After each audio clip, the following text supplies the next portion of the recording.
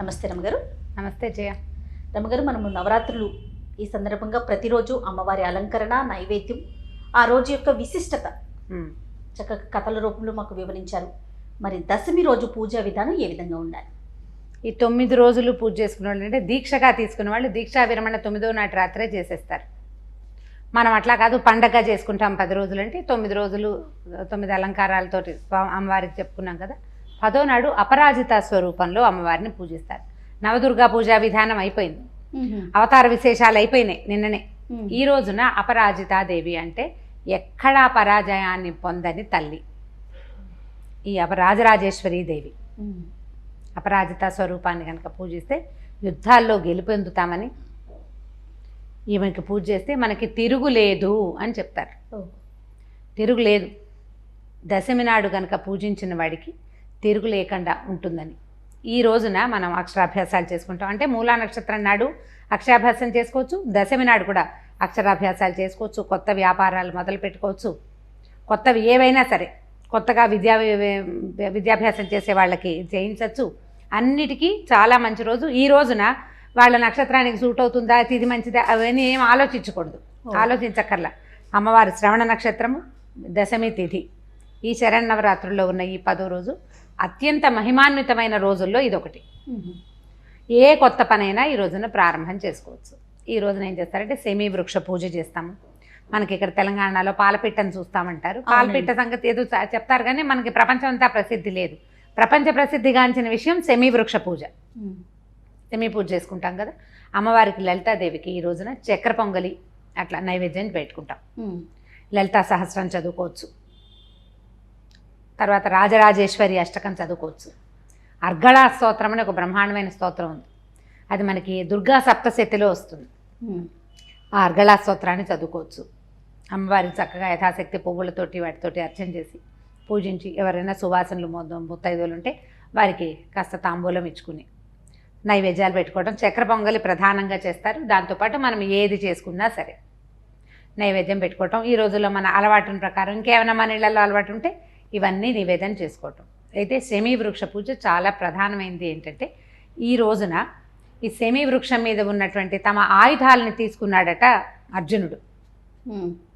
విజయదశమికి కొన్ని గంటల ముందు ఆయన యుద్ధానికి వెళ్ళవలసి వచ్చింది. ఇది ఎప్పుడైతే సంగతి, మన వీళ్ళు అజ్ఞాతవాసం చేస్తున్నప్పుడు పాండవులు అజ్ఞాతవాసం చేస్తూ విరాట రాజు దగ్గర ఉన్నారు.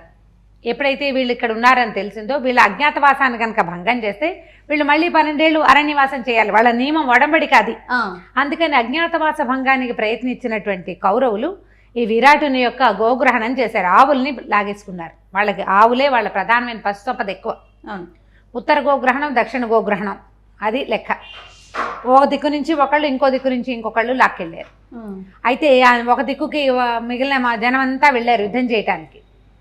ఇక సభలో ఇక్కడ మిగిలింది, ఊళ్ళో మిగిలింది ఉత్తర కుమారుడు, ఒక రాజకుమారుడు తప్పిస్తే ఇంకెవరు లేరు. రెండో వైపున గోవులు ముట్టడిచ్చేశారు. ఇప్పుడు యుద్ధానికి వెళ్ళాలంటే ఎవరు మిగిలారు? రాజకుమారుడే ఉన్నాడు. ఆయనకి సారథిగా వెళ్ళటానికి బృహన్నలగా స్వరూపంలో ఈ అంతఃపురంలో నాట్యాచార్యుడిగా ఉన్న అర్జునుడిని పంపించారు. ఆయన కొంచెం తోలటం వచ్చని చెప్పింది సైరంధ్రిగా ఉన్న ద్రౌపదీదేవి. ఈయన ఉత్తర కుమారుడిని ఎక్కించుకుని వెళ్ళి, ఉత్తర కుమారుడు భయపడి పారిపోదాం అనుకున్నాడు. యుద్ధం చేయలేను నేనంటే, కాదు నువ్వు ఆ వృక్షం వైపుకు పోనివ్వమని చెప్పి అక్కడికి వెళ్ళాక తన ఆయుధాలని తెప్పించుకున్నాడు కిందకి. వాళ్ళు వెళ్ళేటప్పుడు ఏం చేశారంటే సెమీ వృక్షానికి నమస్కరించి, మా ఆయుధాలని నీ మీద దాచిపెడుతున్నాము, వాటిని మేము మాకు తప్ప రెండో వాడికి ఆయుధంగా కనపడనివ్వద్దని వృక్షానికి ప్రార్థన చేశారు. చెట్టుని పూజించటం అనేది ఎంత పాత విధానమో చూడండి. అప్పుడు దాచిపెట్టారు. దాచిపెట్టిన ఆయుధాలని తీసుకున్నాడు. తన ఆయుధాన్ని స్వీకరించగానే ఆయనకి స్వస్వరూపం వచ్చేసింది. ఆయన బృహన్నలా స్వరూపంలో ఉన్నాడు, అది పోయి అర్జున స్వరూపంలో ప్రత్యక్షమయ్యాడు. ఆ తర్వాత యుద్ధం చేసి కౌరవులను ఓడించాడు. దాంతో వీళ్ళ తాలూకు ఈ అజ్ఞాతవాసం పూర్తయిపోయింది. అందులో మధ్యలో అధిక మాసాలు అవి వచ్చి కొలత కరెక్ట్గా లెక్క సరిపోయిందనమాట. అప్పటి నుంచి సెమీ వృక్ష పూజ చేస్తున్నామని ఒక విధానంలో చెప్తారు. అయితే దీని ముందు కాలమైన శ్రీరాముడి కాలంలో కూడా ఆయన రాముల వారు అపరాజితాదేవిని పూజించారని, సెమీ వృక్ష పూజ చేసిన తర్వాతే యుద్ధానికి బయలుదేరారని ఒక కథనం ఉంది. మనకి శమీ వృక్షానికి చెప్పే శ్లోకంలో కూడా అలాంటి శ్లోకమే చెప్తారు. శమీ శమయతే పాపం శమీ శత్రు వినాశిని అర్జునస్య ధనుర్ధారి రామస్య ప్రియదర్శిని అని. అర్జును యొక్క ధనుస్సును ధరించి రాముడికి ప్రియదర్శనాన్ని చేసినటువంటి శమీ వృక్షం పాపాలని శమింపచేస్తుంది, శత్రు వినాశనం చేస్తుంది, మనకి శత్రువుల్ని పోగొడుతుంది. మనకి వృక్షాలని పూజించడం అనేది అతి పురాతనమైన సాంప్రదాయం భారతదేశంలో. సాధారణంగా మనం అశ్వత్థ వృక్షానికి పూజ చేస్తాం, మర్రి చెట్టుకి కూడా వట సావిత్రి వ్రతం అని చేస్తాం, ఉసిరి చెట్టుని పూజిస్తాం, తులసిని నిత్య పూజా విధానంలోనే తులసి పూజ చేసుకుంటాం. వీటితో పాటు జమ్మి చెట్టు ఇదే శమీ వృక్షం. దాంతోపాటుగా ఔదుంబర వృక్షం దత్తాత్రేయ స్వామి దాని కింద నివసిస్తాడని చెప్పుకుంటాం. ఇట్లా కొన్ని వృక్షాలకి ప్రత్యేకంగా పూజించడం మన విధానం. ఏదైనా చెట్టు కొట్టేటప్పుడు కూడా దండం పెట్టి అవసరం కోసం కొడుతున్నామమ్మా అని చెప్పాలంటారు. పూజ అంత పురాతనమైంది. ఈ రోజుల్లో ఈ శమీ వృక్షంలో దేవీ సాన్నిధ్యం ఉంటుంది, మామూలు రోజుల్లో ఉండదు.